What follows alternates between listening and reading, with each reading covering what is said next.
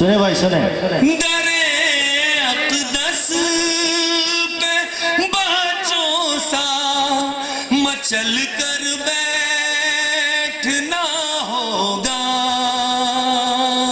वाह क्या मिसरा है। दरे अक़दस पे, दरे अक़दस पे बाजों सा मचल कर बैठना होगा।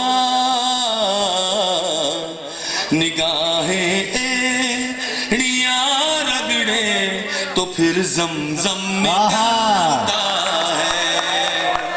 निगाहें एड़ियां रगड़े तो फिर ज़मज़म निकलता है।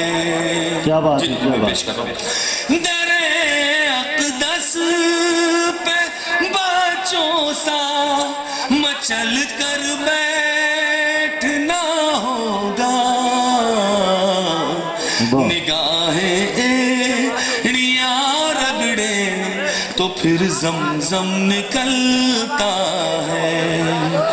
निगाहें एड़ियां रगड़े तो फिर ज़मज़म निकलता है।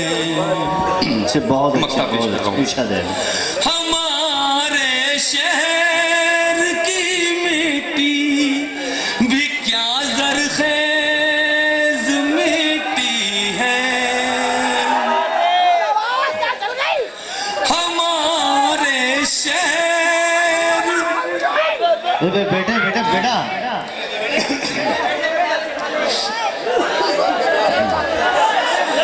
हमारे शहर की मिट्टी भी क्या ज़रख़ेज़ मिट्टी है।